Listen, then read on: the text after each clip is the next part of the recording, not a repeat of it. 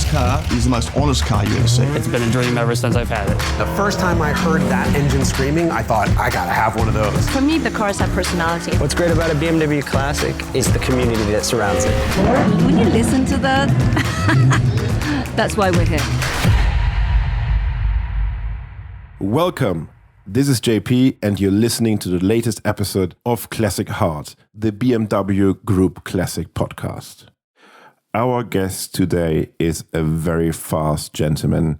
His nickname is the Secret Canadian. He won the 2012 DTM Drivers' Championship and is an absolutely car nut and one of the nicest chaps in racing.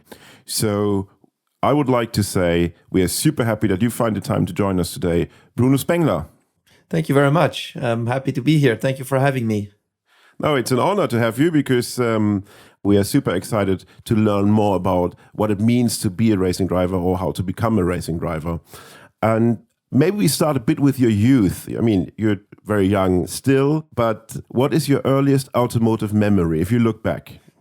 Well, I started karting when I was 9.5, but I would say the love for cars in general was a lot earlier than that. When I was 5 or even 4, driving with my parents, sitting in the back, I was always commenting on the drives, So I was always telling my father to drive faster and to overtake the cars. And, I was always very, very crazy about driving, about the noise of the car. And I also knew all car brands very young, So I was fascinated by cars in general as a very young kid. So it started very early for me. Now we need to jump also in your history. So you were born in France, in Alsace. And then when did you move to Canada? Yes, exactly. So I was born in Alsace and still at a very young age, maybe 1 year old, 2 years old, we moved to Canada, did all my childhood there. And came back to Europe when racing started to be, let's say, more focused towards Europe than towards North America. I came back to Europe, lived at my grandmother's place during my early racing in Europe, early karting days in Strasbourg, actually, where I live now again.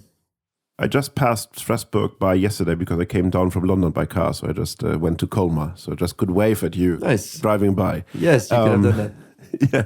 that. The Canadian car culture is completely different, I would assume, than the European one, or let's say than the French one. So how would you describe, when you say you know all the cars, what kind of cars were you looking at while driving through Canada? Well, of course, I mean, you had the German cars, definitely, in Canada. So you had BMW, you had all the other brands that were there that are known everywhere in the world, in Europe.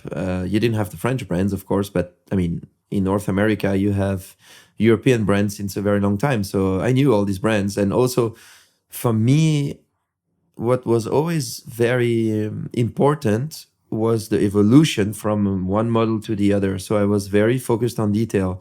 Like, for example, there was a facelift from one year to the other. I would spot the facelift immediately. I would spot the difference in the light, differences here and there, and the exhaust. For me, exhaust was always very important when I was a very young kid. Yeah. The bigger the exhaust, the better it was. So I was always seeing all these details. And even my dad was telling me, but how do you see all these details? How is that possible? I say, I don't know. It's just natural to me. I see the details, the differences that comes on the cars. And it was just so interesting for me, really. And did you grow up in a car crazy family, or are you the first one who went with that gene of being car interested? So my mom wasn't car freak at all. My father loved cars, and we watched Formula One Grand Prix together, and we woke up at 5 o'clock in the morning together when I was very young to watch the Formula One Grand Prix. He was not a racer. He didn't race, but he just loved cars and racing. So we were watching Formula One together at the time of Prost and Senna and Mansell and all these guys fighting against each other, which was an awesome era for Formula One. And I grew up also seeing Michael Schumacher, which for me has always been my hero since my young age. So this is the times I was lucky enough to experience in Formula One. And let's speak about the Villeneuves. I mean, for a Franco-Canadian, Villeneuves also make a big mark in Canadian racing history, no? Definitely. Unfortunately, I didn't have the chance to see Gilles Villeneuve He died a year before I was born. But I met Jack a couple of times, and I'm always watching Jack on French TV because he's commentating the Formula One on French TV. He's an awesome person, an incredible racing driver. What he's done for Canada, for racing in Canada, is amazing. Absolutely agreed, because this name is so connected to racing and also representing Canada. I couldn't agree more. But back to your career. So, as we know, every good racing career starts with karting. But did you start karting only in Canada? I started karting very early days in Europe also. So I started doing some karting in Canada, but unfortunately the racing seasons in Canada are very short because the snow is there for a very long time. You can have snow from end of November to mid-March, even mid to end of April, which makes a very short season. So you have to look to that you're able to drive in other places, because otherwise you're not driving enough, Yeah. So I started to do like European championships and world championships in go-karts early days in like 1998, 99. Also racing go-karts against people like Lewis Hamilton, Nico Rosberg, all these guys, which are pretty much my generation. So I went very early to Europe to race karts. I was lucky enough. I had great support from my family. It wasn't always easy because my dad was traveling with me. My mom was staying alone. And as we know, unfortunately, racing is very expensive, even in early days in karting. If you want to compete at a high level, my dad took a lot of risks for me for me to be able to race. He even put his house in a mortgage for me to be able to race. Wow. So that was a lot of risk from his side, which I'm very thankful today, because if he wouldn't do that, I would never be able to be here today. That's how it all started, basically, with karting. A lot of years of karting, 7 years of karting. I think karting is very important as a young racing driver, to really learn racing at a high level of competition. So what does karting give a young racing driver? How old were you when you started? You just mentioned, sorry, but 9. Actually, I started racing karting, I was 10. Okay. So what does it give to you as a young chap who would love to start racing? Why karting? Well, I think, first of all, in karting, you can start early. The problem is, if you wait until you can race cars, you have to wait until you are 15 or 16. But then all these years that all the other guys were racing in karting, you will never catch them back, because these guys learn how to race, how to overtake, how to be aggressive, how to deal with tires, how to do the racing line, all these things. You would just arrive and you would know nothing, so it's so important to start karting early. Because also the level of drivers is very high. There's a lot of drivers in karting. Sometimes we came to race weekends and there was like 50 to 60 drivers. Wow. For the whole race weekend, with qualifying heats and all that. So karting is the best way to learn racing, really. So in soccer, talent scouts, they're coming to young leagues, games, spotting talents. Is that also happening in karting or not? Just to understand more the way it works. It does sometimes, but I would say it happens more when you are like doing your first year, because karting is so different to car racing. So people are kind of always, yes, this guy is good in karting, very good in karting, but let's see what he can do in a car. Like you have drivers who had the luck, for example, Lewis Hamilton or Nico Rosberg, who were already Mercedes junior drivers kind of when they were in karting. Yeah. So if you're in a program like that, which is already involving you in his program from the karting days, this is a different story. But if you're not in a program like this, people are always like, let's see, he's very good in karting, but let's see if in cars he's also good. So you got to prove yourself when you arrive in cars. So you arrive in a car in the first year of car racing. Then if you do a good job in that first year, then the contacts are coming, then people are watching, then you get a test. Like, for example, I did 2 years of Formula Renault. At the end of my second year of Formula Renault, I got a test at Mercedes to become a Mercedes a junior driver for Formula 3. Yeah. This test went very well. I become the drive as a Mercedes junior. And then after my Formula 3 years, this was Formula 3, so the same system again. I got a DTM test. And this test went very well. So I got the drive in DTM and become a professional driver in 2005 for the first year. So this is kind of how it works. You build up like this gradually. Yeah. But today, I really like sim racing, and I see a lot of potential in it. I'm doing a lot of sim racing for BMW, official races, official events, and I'm a big fan of it because you can just train as much as you want, basically. Yes. And I learned so much from sim racers in the sim really because they are so quick and so consistent. And this is what I like about it because there's no limit. You can always improve yourself. And I believe sim racing could be a very good path for at least to start, if people maybe cannot afford like years of karting at world championships, and because now it's even more expensive than it was in the past, karting. So I believe sim racing could be a very good starting point. I see it exactly the same way because I'm a strong believer. If you look at the very young chaps, they're starting a career now with already 15 in some cases. And they all have been done 150 hours on Nordschleife. Of course, they're not going to be a perfect race car because, as you mentioned, there's a complete different thing when you're sitting in the car. The adrenaline level, the noises, how the car acts, how weather conditions are, stuff like that. But it definitely, in my opinion, also, I'm not a race specialist, but it makes sense to me what you said, that you get a bit of training and you understand the track, and that could help a lot. Exactly. I mean, everything that has to do with track, everything that has to do with racing line, concentration. I mean, sim racing is harder for concentration than real racing because you don't feel the G-force, in a simulator that like we have. Mm-hmm. There is no G-force. The only feedback you have is the pedals, the wheel, and the screens. Yeah. So you really have to focus a lot to be able to do consistent quick lap times. Yeah.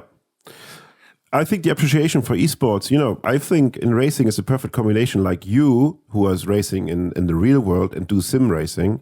This gives appreciation for the esports, which is a big thing. Whether you like it or not, it's a big thing. And many, I would call them athletes as well, because they are athletes in what they do. It's just a different way.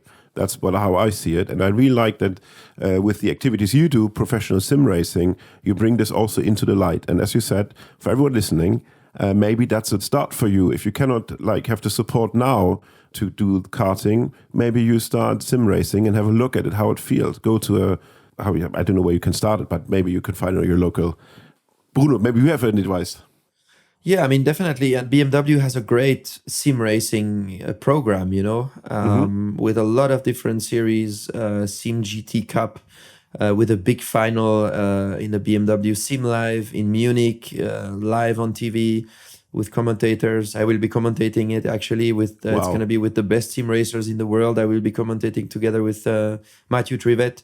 So, I mean, what BMW does in sim racing or for sim racing is amazing. How do you react if someone, let's say from an older generation than ours, comes to you and says, yeah, racing today is nothing, you don't risk your life and stuff like this? I tell them to watch my video on the 24th of July where I broke both vertebrae in a crash. Yes. Yeah. Absolutely. That's the best answer. Yeah. Yeah. I mean, things can still happen. Every organization is trying to make racing as safe as possible, but there's still risk. We all know about it. Things can happen. There was an issue on the rear left in my car. I lost the car because of that, and I went pretty quick backwards into the gravel. The car went in the air. When it landed on the floor, I felt a big pain in my back and broke T2 and T3, which are pretty bad ones to break. Yeah. But a magician professor saved my back and injected some cement in my two vertebrae. He's from Strasbourg. His name is Mr. Ganji. I always have to say his name because he saved the rest of my season. Yes. I didn't miss any test, any race because of him or due to him. So he's incredible. And yeah, now I'm totally fit. 2 months later, even at the end of August already, I could run 10 kilometers. I could do anything I wanted. I could play tennis, play golf, go racing. So that's incredible. But racing is still very dangerous. I see the same way. I think the magic of racing is not that crashes happening. And that's what I don't get these things. And I'm very on the side of Jackie X, who was always a big advocate for racing safety, because I think everything we see now in terms of safety is a big shout out to this guy, because he was really saying something when it was not very fashionable to speak about safety. And for me, the racing is the art form, how you deal with conditions, how you deal with a car, and how you make this 10th of a second, 10th, whatever. So I think that's the real art form. After this crash, did it change the way you drive? Not at all. not at all. I was just looking forward to be back in the car as quick as possible. What do you think is that motivation? So what drives you to go racing? What is it? I'm a very stubborn competitor, so I never give up. I always want to step up my game, and I just love competing. That's also why I'm doing a lot of simulator, because during the winter, when you don't have so many real life races, keeps you definitely on your toes. You just keep competing against really quick drivers, and I think it helps you making yourself a more complete driver. I don't know. I just love competing. For me, competition, also working with a team together, and the whole pressure thing, this is also what I miss, during the winter when you have less races. This situation when you're on the grid, you have the whole adrenaline coming up. You feel all this pressure. You have to perform on that day, in that moment. This is all stuff you miss when you don't have it. And every day when you wake up, you think, oh shit, am I a good enough driver today? There's always this question in your mind. Yeah. You enjoyed also a bit of vintage, like say youngtimer racing recently, right? You went in an E36 Schnitzer. Did you enjoy it? I loved it. First of all, doing something with BMW Classic is always an honor for a racing driver, because when you hear that, you know what kind of cars they have. And they have also a lot of cars I was loving when I was a very young kid. I was already very young kid, a fan of BMW. My dad has an M3. Wow. Yes, he had an E36 actually, M3. So in the early 90s, I was a big fan of it. It was black. So funny enough, my racing car at BMW in DTM was also black. So yeah. So when you hear that you have the opportunity to do something with BMW Classic, you're super happy. And even, with the Schnitzer Classic, because Schnitzer is the team I won the championship with, an amazing team, amazing people. With Charlie, in the past, Charlie Lam, who was really the heart of the team, and with Herbert Schnitzer and all this family. Schnitzer is really a family. Yeah. So it's amazing that today, nowadays, we have the Schnitzer Classic, and I'm going to be racing with them again. So we raced at Norris Ring. We had a great experience there. So that was amazing. And I can tell you, so this is for all listening, Bruno has the nickname Mr. Norris Ring. I think Motorsports called you that way because you did very well in Norris Ring. It's very like a favorite track. Can you say that? So I won 5 times there, which is something no one else achieved yet. So yes, I'm definitely very proud of that, very happy. I love this track. I love the atmosphere. I love the people there. There are always so many people there watching, and the atmosphere is just completely different to any other tracks. It's like the Monaco of DTM. It's very challenging, although there's only 4 corners, but it's very bumpy. You have to brake super late all the time. You have to drive as close to the wall as possible every corner. So it's a lot for your concentration. Any mistake is immediately a big problem because you touch the wall, you break the car. So it's a very challenging one. So also an unforgiving one in a sense. Definitely. So stay focused there. But coming back to Schnitzer's E36, for someone who's not racing, how would you describe the difference between that E36 and your modern machine you're racing nowadays? Oh, it's very difficult. I mean, there's a lot of differences. I mean, there's like no electronic at all in the E36. So there's no traction control. There's no steering assistance. So the steering is pretty hard to turn. There's no AC, which I like because in DTM, old DTM, now DTM nowadays is GT3, so they have AC. Yeah. But in DTM I was driving until 2019, there was no air conditioning. So the car were very physical to drive. And this is also the case in the E36. It's quite physical because you have no power steering and you have no AC. So you got to be fit to drive this car fast. Yeah. Cars nowadays, GT3s are awesome cars to drive. Also very challenging, but they are easier to drive. And how do you say from driving experience, so suspension wise, is it much harder? Really, like imagine there's someone who has never been in a race car, how to understand what kind of difference that is. Could you jump into a bit more deeper?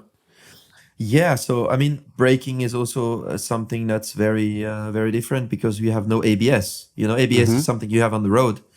It's something that there is also in a GT3 car. So it just avoids any wheel locking, basically.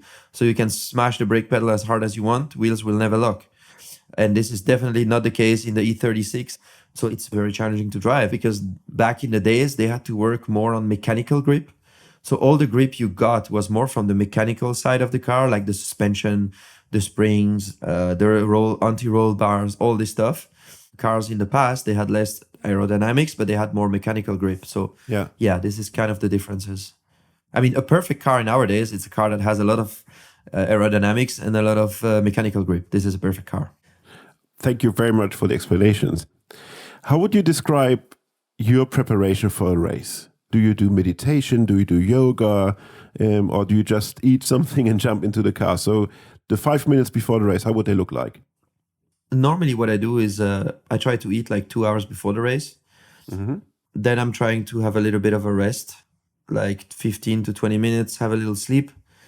Try to visualize the start in the 5 minutes before the start, actually. Try and close my eyes when I sit in my car. Do a little bit of visualization. Try to visualize the lights coming off. Try to visualize the starts, different scenarios. This is kind of my preparation shortly before the start. Do you have colleagues that do strange things?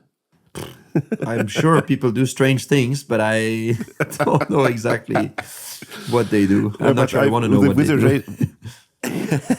With the visualization, I can understand that, because sometimes when you have a grid walk and you see them preparing, you see them sitting there doing like waving the head around, feeling really the corners and stuff like this sometimes. So yeah, well, I do that too before a qualifying lap, for example. So I sit in my car, close my eyes, and just do the track, braking points, turning points. You know, try to repeat everything. Like try to produce a perfect lap in my mind before going out on track. That's very important for concentration. And how do you train your memory? Because you like piano players never looks on the notes on the thing. They just know everything by heart. So do you train your memory especially, or is this just comes to you that you really, through the sim racing, track walks, whatever analysis from your team, how did you all get this into your brain? Well, obviously there's a lot of tracks that I know very well now, where I have some reference points, braking points, turning points. So this kind of stays there, in the back of your mind somewhere. You just show up at the track and you remember your braking points. Yeah. Depending on the car, of course. But you can train your concentration in your memory, definitely. We do a lot of, I go to a training center called Formula Medicine in Italy. This is a partner of BMW.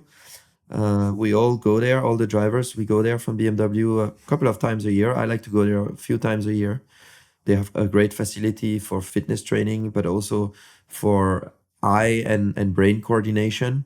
So they have like computer games, reaction games with lights you have to turn off and do some mental calculation at the same time. And they developed a lot of great stuff to train your brain to be quicker and to remember faster and better. So this is stuff you can do also, definitely, on top of sim racing. Very interesting.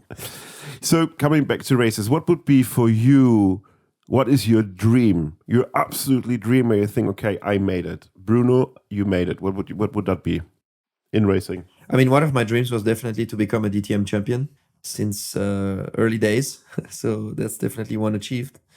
I still have a lot of dreams. I know it's not realistic, but I would love to drive a Formula One car one day, just to see how it feels. I mean, just to see how it is. Yeah. Whether it's realistic or not, I don't know. And definitely, I would love to win a 24-hour race with BMW in the future. This would be definitely a big dream for me as well.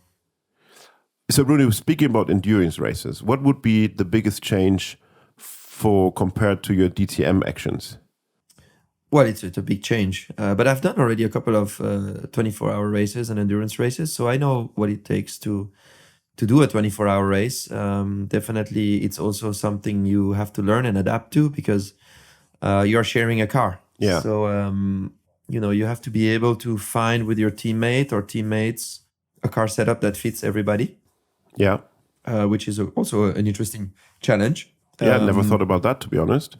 Yeah, so that's the different side of it. And you also have to learn to share the car. You cannot drive all the free practice on your own. So, sometimes it's difficult because, for example, your teammate drives half an hour free practice, but you have half an hour to go. Then it's supposed to be you in the car, but when it's you in the car, there's a technical issue and you cannot get your half an hour practice. And then you go into the race without any driving or. Yeah. I think, correct me if I'm wrong, but you said in an interview exactly that the beauty on DTM is that you have the car for your own. Very true. The way I mean it is that it's not a problem to share the car. The only thing I miss when I don't race on my own is to have all the pressure at a particular moment on yourself. So it's a very different type of pressure. You know, you're on the starting grid and you know this race, this 1 hour race in front of you or whatever, how long the race is. If there's an issue, it's only on you, you know? Yeah. So when you learned that you're going to start in Daytona, I think it was 2020. So what were your feelings? Because Daytona, legendary track.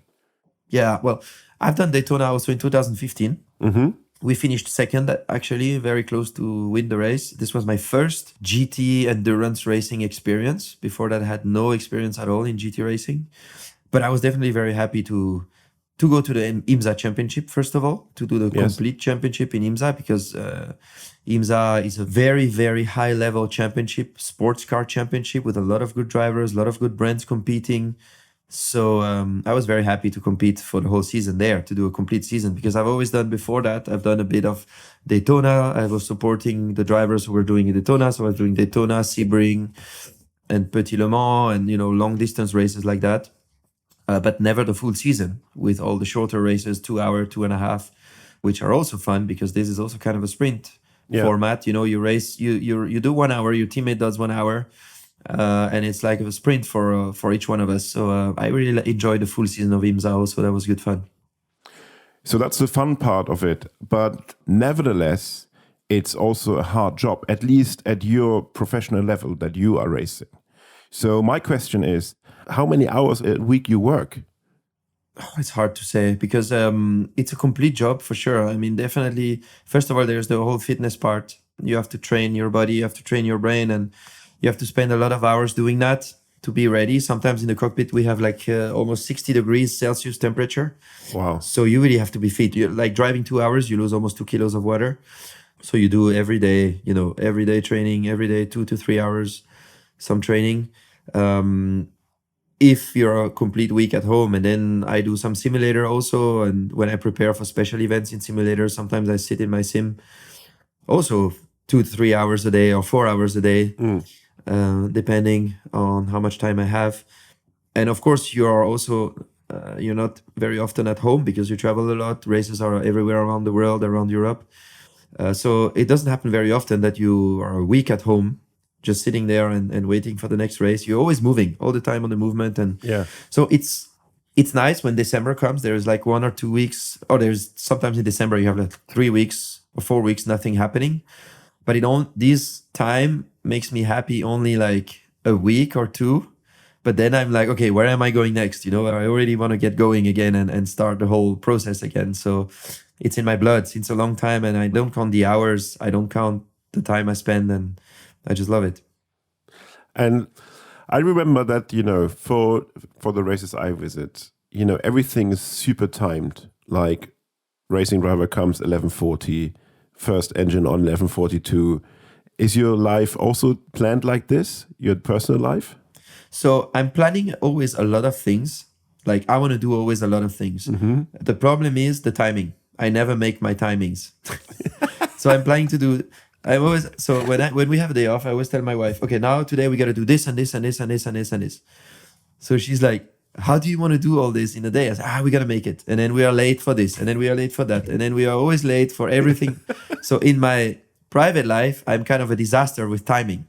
Yeah. In the professional life, I'm very good on timing, very precise. But in my private life, I'm a disaster with timing because I'm always trying to do too many things and trying to squeeze too many things, you know? Yeah. Yeah, that's all the hashtag always on, I would say. Kind of, yeah. How important are fans to you? Very, very important. I mean, when we were racing during the year of COVID in 2020, we kept racing. We started the season late in IMSA, but we had no fans on the track. And this was very, very sad. We were so happy to race again, to be back in a race car, but it's not the same flavor without people around, without people cheering, without people, you know, doing the atmosphere. In the end, racing is only there because we have great fans. Racing without fans is not racing. So when the fans came back, I was so happy. It gives you an extra couple of tenths to squeeze out from the car when you know that people are there and love racing, watching. I could imagine. Yeah. So it's really the atmosphere that makes it all, right? Also Oh yeah, definitely. the kind of effort, and again here also watching motorsport is not a cheap thing. If you have a family of 4, you spend easily close to 1,000 a weekend if you want to see races, have food, stay somewhere, something like that. So I think that's the appreciation for this is absolutely crazy. Now let's talk about a very specific event, the Festival of Speed. So at that time, Lord March, now the Duke of Richmond, created this event because he doesn't get a permission to have races again on the racetrack his grandfather created. So now they celebrate everything that is fast around the house, his home, and they have a great time. And you see hundreds, thousands of people celebrating everything that has something to do with speed. Yeah, exactly. You celebrate something, anything that's fast, that makes a lot of noise, that looks very amazing, very aggressive. It's also an opportunity for car brands to present new cars, new racing cars, new road cars, to bring some old historical cars. I mean, I was like a kid there because I was just walking and seeing amazing things, amazing cars, like old Formula Ones that I was watching on TV when I was a small kid. For example, driven by Mika Häkkinen. He was driving his old McLaren from back in the days. And I met Mika. I know Mika very well because we were teammates in DTM in the past. And seeing him driving this car that I was watching on TV in the past, stuff like that is just great. And you know what I also like is that everyone is so close in a sense, right? You know, as a normal fan, you have the opportunity to stand, as you said, you just walk by and then somewhere Tom Christensen passing, Mika Häkkinen passing, Hamilton is around somewhere. So it's really like it became a really big and important event. And I think it's the perfect, I hope that no one will hit me for that, but it's going to be the perfect replacement for all car shows in a sense. Like as much as I hate to see Geneva Car Show going out of, not happening this year, but I think that's a good alternative where you celebrate cars moving with race drivers, moving the cars around. I think that will be the future of a marketing activity and fun. I think you might be right. Yeah, let's see what the future brings. But I think you might be right. Yeah. Would you like the revival is a completely different animal, and I can just recommend you to pay a visit as well because it's on the racetrack. It's not in front of the house of the Duke of Richmond. It's just on the racetrack next door. Very ancient racetrack. It actually an airfield become racetrack. That's the history of that thing. Very narrow, and as some of your colleagues say, a very challenging one. So I just spoke with Andre Lotterer, who races there like in his 4th year now, in a sense, and they really do race there. It's not like a demonstration run. It's really like racing. So it's race mode on. We always have a service part in this kind of podcast, like where we think, okay, what could we give back to someone listening in? And my question would be, what would you say to someone who is now 14? What would be the racing career start? What are the traps? Where do you need to be careful of? Yeah. 14, I would tell him to try to get a good simulator at home and try to get onto some proper sim racing. Mm-hmm. And first, it's important to know. Most important is that you have to love racing. You have to have the passion for it. You have to know from the bottom of your heart that you really want to do it. And if you have that, then you're going to be ready to do whatever it takes to become a good racing driver. Whether it's training, whether it's some sacrifices you have to do, whether it's not going out until 5 o'clock in the morning with your friends when you are 17 years old, 3 times a week, which is something young people do normally. Yes. All this kind of stuff. If you love racing, it's not going to be an issue at all for you to do because you have so much passion for it. So yeah, if you love it, then you gotta never give up and stay focused and just love what you're doing. And it's gonna be hard. Be ready because it's going to be very hard, but you're gonna love it. If you look back, are there any regrets of a party you couldn't go because you were racing, or are you full on with the racing thing? I don't even remember. Probably there was at the time where I thought, why can I not go? But no, it's not even in my mind anymore. So it's not important. Yeah. So we spoke a lot about on track. Let's speak about like off track. What are you driving off track? Well, I had an M3 competition, the new one now recently, and then I switched for the winter now for an X6. It's a bit bigger also with my son, and for the winter it's a bit easier. And also have an X3 M4 TD. Yeah, so I love the BMW cars. I'm lucky and very grateful because I can choose pretty much whatever car I want to have. And also in my garage stored, I have an M3 E92 from 2012, the limited edition. I won the championship in 2012. BMW made 54 models of the E92, matte black, of course, same color as I had my racing car back in the day. So I have number 7 of the production because my racing number is number 7. So I asked for number 7, and this is in my garage. It's stored there and doesn't drive much, but it's amazing to know it's there. Well, I can imagine. I mean, this car is truly inspired by your DTM championship win. So I think it's absolutely cool to have a car in your own garage, like everyone who could buy this car, with your signature on the hood. So that makes it even more special. It made me incredibly proud to know that BMW would make a car with my name for the championship we won together. Yeah. So there's a lot of proudness in this. Every time I look at the car and jump in this car or drive this car, I'm so happy. And yeah, it's my baby. I mean, that's a big achievement, right? So, and it's a nice gesture. And I think you can and you should be very proud of yourself because you come over like as a very humble and gentle person, yet competitive. But you achieved a lot in your career, I have to say, looking at this, what I mentioned earlier. Thank you very much. I think the truth is easy said, as they say. Do you still have your first racing card, or is that nothing you could keep? So I don't have my first racing card, but I still have my racing card when I won the French championship, because I was competing in the French championship and I won the French championship with that card, and I still have it the way I finished the race. So the engine is still on it. Everything, the stickers, everything is there as it was. Mega. And that's a keeper. This is definitely a keeper. And would you like do a little revival race with your son in it? I would need to change the engine because this thing hasn't run since 2000.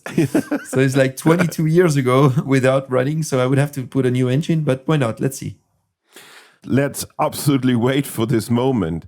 And, speed is your business. And as speedy the time went for our conversation today. And I'm so unhappy that this conversation needs to end now. So, Bruno, thank you very much for spending your time with us. It's really appreciated. Thanks to you. And be always safe and have a great time. Thank you.